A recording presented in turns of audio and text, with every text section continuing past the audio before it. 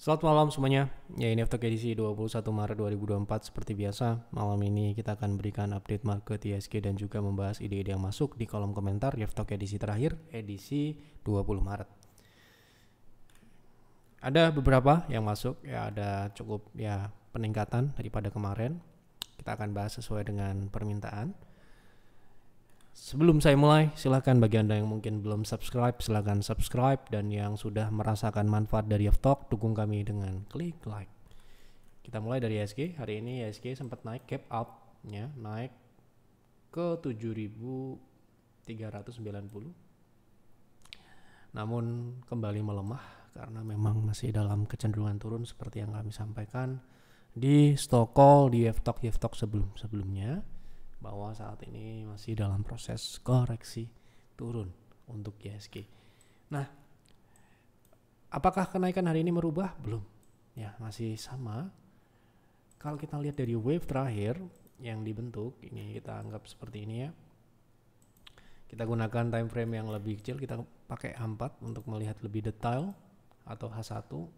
Di sini kenaikan berada di 0,618. Jadi ini batas skenario turun ini masih berjalan atau tidak. Kalau dia tutup di bawahnya, masih di bawahnya, berarti masih berjalan. Di angka berapa? Di 7.390. Tadi sempat naik ke situ, namun mentok, ya, seperti itu. Oke, kita langsung masuk ke pembahasan saham yang pertama. Terima kasih analisanya Pak Yev. Tolong bahas BBRI untuk trading, apa sudah menarik? Baik, untuk trading BBRI, mari kita lihat setelah dividen. Ini sepertinya chartnya tidak sesuai. Saya nggak tahu kenapa. Terakhir penutupan di 6.100, kemudian ya bener ya, seperti ini ya, kemudian gap down ya. Nah, kemudian sekarang ini berada di area resist ya, relatif di antara area resist 6.175. Bener nggak ini chartnya seperti ini? Kemarin saya soalnya menemukan chart itu tidak adjust, artinya tidak sesuai gitu ya. Namun ya seperti ini kondisinya, sementara ini sesuai dengan apa yang ada trading view aja. Nah, bagaimana kalau kita mau trading di saham Bank Rakyat gitu ya, BBRI sendiri secara tren naik ya.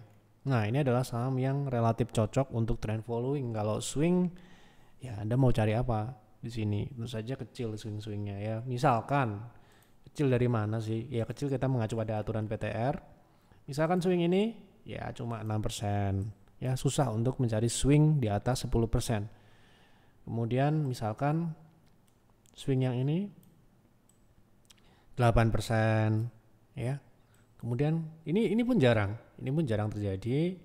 Kemudian swing yang seperti ini 8%, ya. Sehingga, dan nggak mungkin kan beli di bottom sini, pastinya akan ada tunggu konfirmasi dulu. Nah, seperti ini ya contohnya, saham itu tidak semuanya cocok untuk diswingkan ataupun untuk trend following. Nah, kebetulan saham BRI ini menurut saya, sekali lagi ini menurut saya, tidak cocok untuk swing trade. Cocoknya untuk apa? Untuk trend following. Nah, bagaimanakah strategi trend following? Ada videonya ya di YouTube kami, di apa namanya? Kalau Anda mungkin berlangganan YouTube membership ya.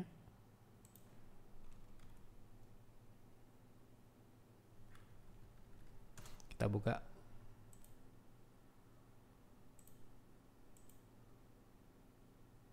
Nah, ini di sini dijelaskan ya. Trend following. Nah, ini ada beberapa pembahasan trend following, bagaimana entry, exit, strateginya dan sebagainya ini ya. Kalau Anda mungkin sudah nonton, sudah jadi member. Kita baru buka membership ya kemarin. Udah ada sekitar 7 yang bergabung. Ada banyak ya di sini materi-materi yang saya bagikan, termasuk trend following ya. Nah, trend following, mana trend following? Nah, ini terkait bandarmologi.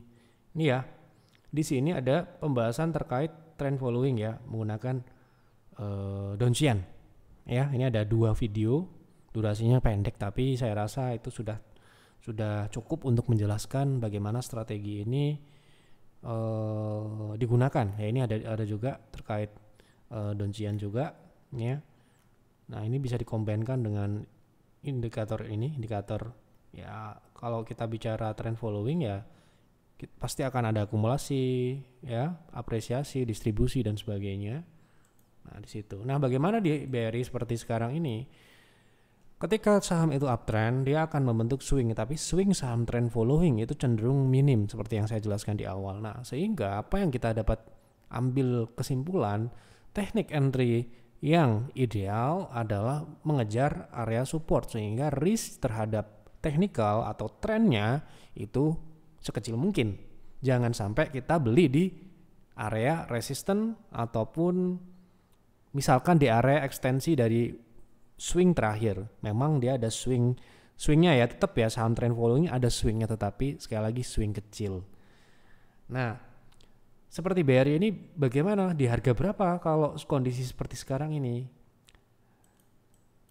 Kita perhatikan dari Februari dia bergerak hanya di rentang 6.200 sampai dengan 5.800, sehingga area entry yang paling tidak bisa digunakan untuk masuk di saham BRI itu di kisaran 5.800 sampai dengan di sini ada gap juga ya di 5.700 sampai dengan 5.700. Itu terdekat. Jadi kalau sekarang ini di 6.100 ada risiko yang bisa, ingat ya, trend following itu tidak, stop lossnya tidak bisa menggunakan persen, berapa persen, 5%.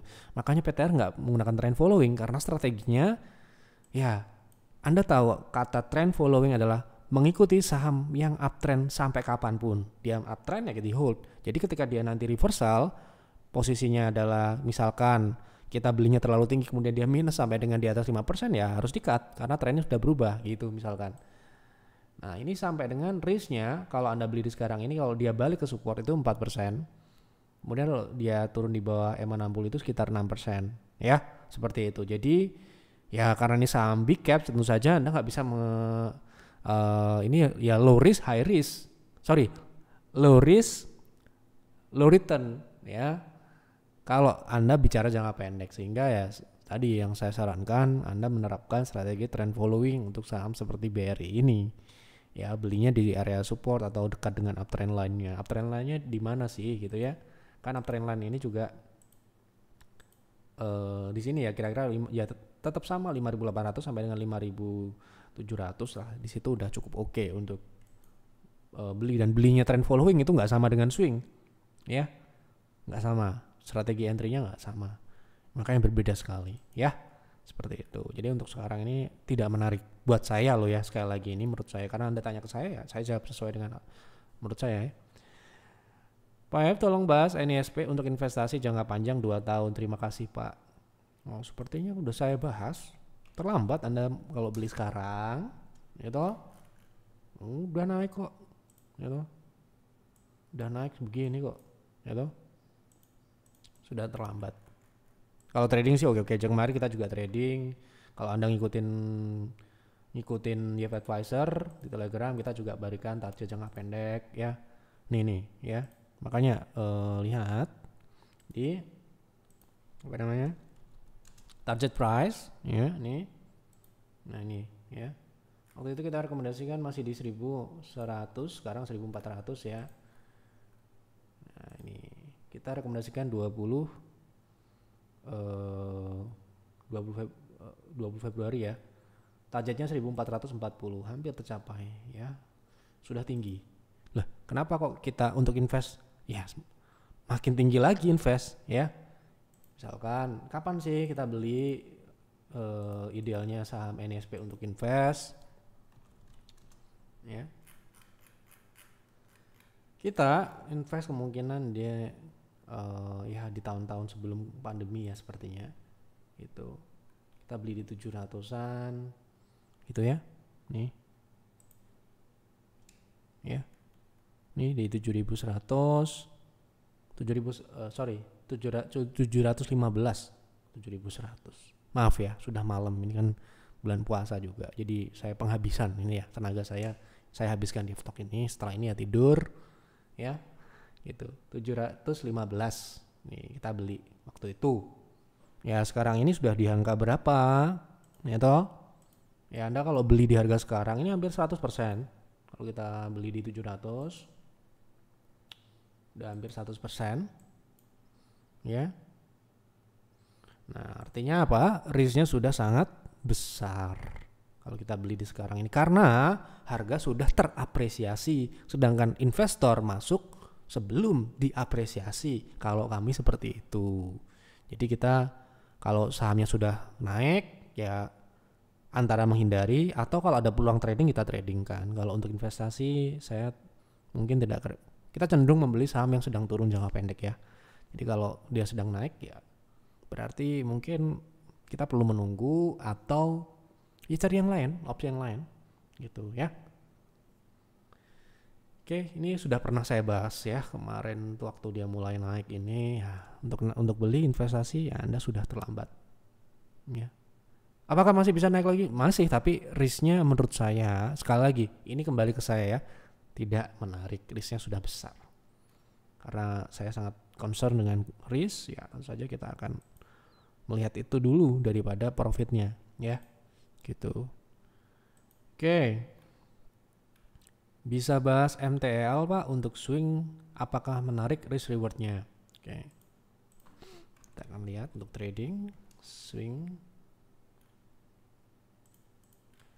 Oke, ini swingnya cukup jelas ya, lihat ya, swingnya ini sangat jelas. Swing terakhir yang ini swing naik ya, ini 20%. Kita kemungkinan ini bisa menggunakan ya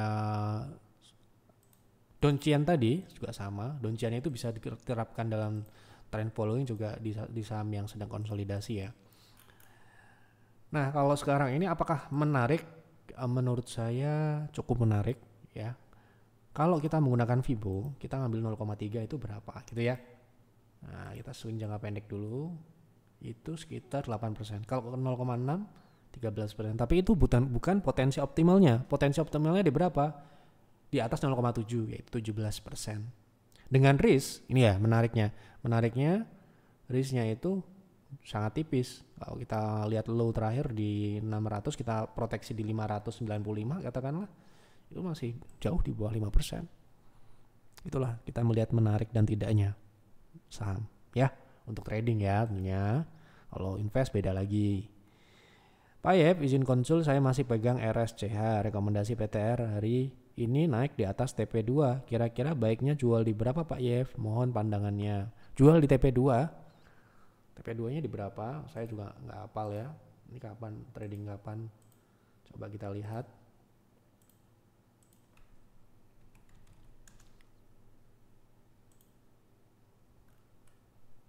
Oh, tanggal 13 kemarin, belum lama kita beli.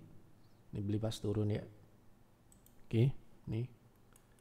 Tanggal 13 di 175 TP2 210, hari ini RSCA di 200 atau berapa?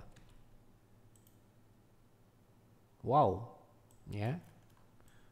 Oh, berarti jauh ya dari TP2 kalau Anda masih pegang loh, masih Anda pegang. Misalkan belinya di 175.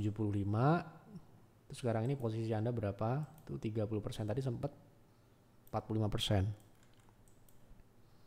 Oke, tapi kalau Anda mengacu pada trading plan PTR harusnya dijual di TP2 di 210. Tetapi kalau misalkan Anda masih pegang, Anda bisa jual di berapa gitu kan? Kita akan mengacu pada teknikal. Ya kan? 1,618 ini tepat di harga penutupan hari ini. Ini adalah TP selanjutnya setelah 210.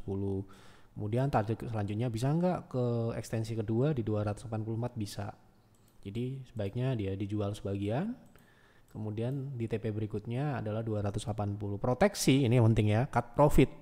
Karena harga sudah naik, namanya bukan cut loss ya, cut profit. Itu di 214.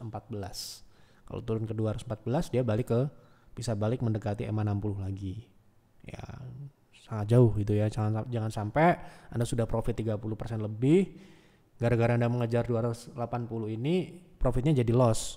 Nah, kenapa? Ya Anda bisa buyback di sini kan nantinya. Jadi sebaiknya cut profit di 214. Demikian.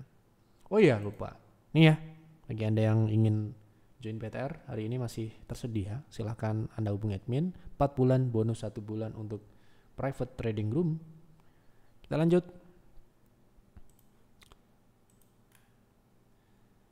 Bagaimana pendapat Pak Yev tentang saham Arna? Apakah bisa entry untuk trading di harga berapa yang oke? Baik.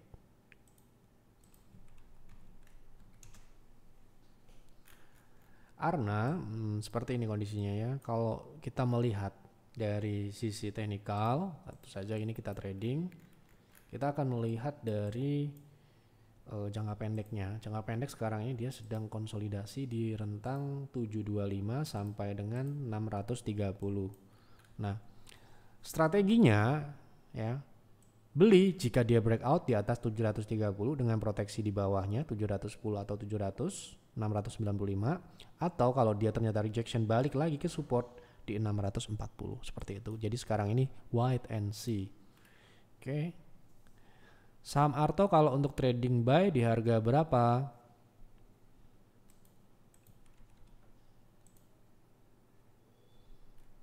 Oke, terakhir dia sudah mencapai target yang kami pasang di channel, target price di 2.600 bahkan turun ke 2.500. Sekarang ini dia sudah pullback dengan target di 2.800. Jadi kalau kita mengasumsikan saham ini akan melanjutkan penurunan ke bawah karena wave 5-nya di sini ya. Jadi mungkin dia bisa turun di bawah 2530. Namun kami melihat di sini ada potensi dia untuk konsolidasi terlebih dahulu. Oh, dari mana lihatnya? Ya, konsolidasi di dalam tren turun ya. Di sini kita melihat dari kecenderungan penyempitan yang ada dari MACD. Kemudian kalau kita perhatikan volume itu cukup drop. Ya, cukup drop dibandingkan dengan wave naik yang ini. Ya, ini wave naiknya. Kemudian setelah itu dia kempes. Oke, sepi habis itu.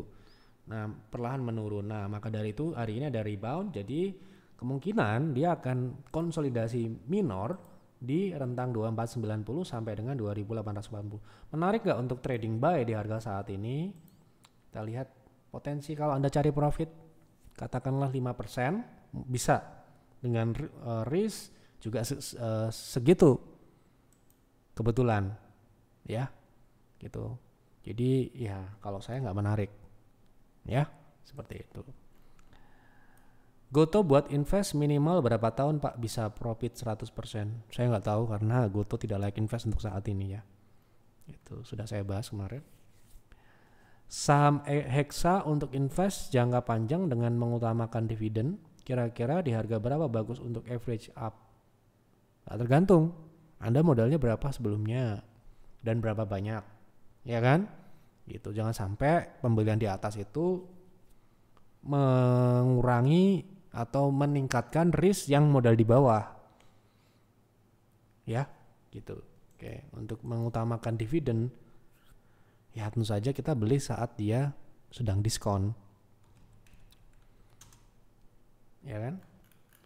Ya kalau kita bisa katakan konsolidasinya dalam jangka panjang ya, kita lihat nanti kalau jangka panjang itu dia punya support di berapa ya, karena saham kan ini kan kita lihat polanya dulu. Nah, kita lihat dividennya dulu ya. Dividennya ini naik dan turun ya. Ini naik cukup besar di 2020 ya, karena waktu itu penurunan harga saham ya, itu saja. Kemudian dividen dengan dividen yang relatif meningkat ya, itu akan menyebabkan yieldnya menjadi besar. Kalau Anda mau cari yield dividen lebih besar, carilah saat dia harga sahamnya turun itu ya. Nah, ini kita lihat dividennya, berarti ini termasuk dividen stock karena dia rutin memberikan dividen ya. Kemudian bagaimana dividen tahun 2023 yang akan dibagikan di 2024 itu di bulan, biasanya di bulan di kuartal 3 atau 4, 3 akhir atau 4 awal ya gitu. Jadi kita lihat di sini kemungkinan apakah ada peningkatan atau tidak. Laporan terakhir di TradingView yang ada itu tumbuh ya, tumbuhnya cukup signifikan di bottom line. Tapi sayangnya kita belum dapat kuartal 4, jadi kemungkinan tumbuh. Jadi dividennya kemungkinan akan lebih besar dari dividen sebelumnya. Dividen yang terakhir dibagikan di bulan Oktober 2023. Ya. Artinya kalau dividennya akan lebih tinggi dengan yield yang sama, harganya harusnya naik dari harga terakhir, harga pembagian terakhir, ya. Ya, kita bisa katakan kalau kita mau cari dividen di saham ini enaknya bagaimana? Anda menunggu dia turun karena harga saham saat ini sudah cukup tinggi kenaikannya. Misalkan dia jaraknya dari pembagian dividen terakhir itu sudah naik sekitar 8%. Itu sudah mengurangi yield, ya. Sudah mengurangi yield jika dividennya nanti misalkan harganya di segini. Artinya kalau Anda mau bagus belinya di kisaran harga yang mendekati pembagian dividen sebelumnya, ya. Di berapa? Di bawah 6.000 sampai dengan 5.800 itu udah oke. Jadi artinya dengan harga yang sama Anda mendapatkan dividen yang lebih besar. Asumsikan seperti itu. Tetapi bagus lagi kalau dia turun lebih rendah lagi dari itu. Jadi harga sekarang ini untuk beli untuk dividen saya rasa kurang terlalu cocok karena kenaikan fundamentalnya kemungkinan ya ada, tetapi yieldnya akan menarik jika Anda beli di harga pembagian terakhir atau lebih rendah dari situ. Pembagian terakhir kan ini harga bulan Oktober itu di kisaran 6.000 sampai dengan 5.600. Jadi rentangan ini Anda gunakan untuk batas atas pembelian. Kalau dia tidak di situ tidak beli lagi, kalau saya seperti itu. Ya, gitu. Dikasih apa enggak ya saya nggak tahu, ya kan? Karena saya bukan price makernya. Pak ya, mau tanya prediksi saham BNI untuk investasi 1 sampai dengan 3 tahun ke depan bagaimana? Apa bagus nggak beli sekarang? Enggak. Saya langsung bilang enggak. Kenapa ya? Kami di PIR hanya akan beli saham seperti blue chip, saham big caps, Bank BRI, Mandiri, BNI itu pada saat market crash saja. Ya. Oke. Soalnya kemarin baru beli di 5875 baru turun karena pembagian dividen. Menurut Pak Yep, Big Bang masih cocok nggak untuk investasi? Bang, apa? Kalau Anda bertanya terkait fundamental jelas like invest. Saham BUMN ya hanya bank yang like invest mungkin ya sekarang ini gitu ya. Tetapi timing, kita kan menggunakan timing saat berinvestasi itu kita tidak beli terus menerus gitu ya, karena kita punya keterbatasan research ya, modal, kemudian pengamatan kita, fokus kita juga, portofolio kita juga harus di manage dengan baik, jangan sampai terlalu banyak saham. Tentu saja kita terus merotasi, dan sekarang ini kita tidak mungkin memasukkan saham big caps seperti BNI di portofolio kita karena ya sudah naik posisinya gitu loh. Terakhir kita beli di PIR itu bulan Mei 2020 gitu ya, BNI. Kalau Anda mungkin member PIR ya kan. Jadi kalau sudah naik seperti ini ya saya nggak berani untuk invest ya. Cari yang lain kalau saya gitu ya. Tapi ya kalau Anda mau ya monggo-monggo aja, nggak ada yang menghalang-halangi ya. Ini kalau saya ya. Sebentar, BNI terakhir kita masuk di 4.500 sebelum stock split ya. Ini kan kemarin baru stock split 2:1 ya kan, dapat 2 dibagi 2 artinya ya. Oke, kita masuk di, nah ini ya, di Juli ini ya 2020 BNI. Sama BRI juga ya, BRI, Bank Mandiri. Mana sih seperti apa, penurunan seperti apa yang kita harapkan? Ya. Ini ya, di sini nih ya, Mei Juli ini dia sudah berada di bottomnya ya. Sebenarnya kita mulai akumulasi bulan Mei sampai dengan Juli. Ya, Juli itu sudah mulai naik ya. Nah, harganya di 2000 nih karena stock split ya. Ingat ya, kita akumulasi di PIR itu harga 4000, kemudian stock split di kapan nggak tahu saya, kemarin, belum lama ya. Nah, ini ya toh. Sama BRI juga. Ya kan?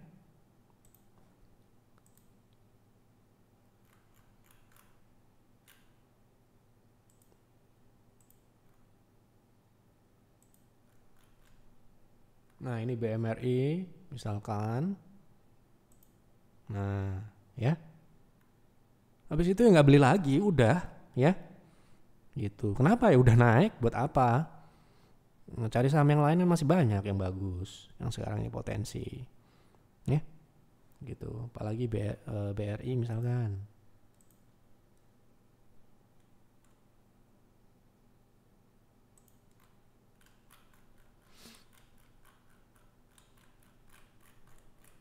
Kita sampai kehabisan cash on hand waktu itu karena memang saking banyaknya yang kita akumulasi, baik itu saham Astra, saham Indofood, ya saham-saham big caps lah, ya nggak usah pinter-pinter beli sambil ya sebanyak-banyaknya, karena ya ketika orang lain takut kita akan berani, kalau orang lain berani kita justru takut.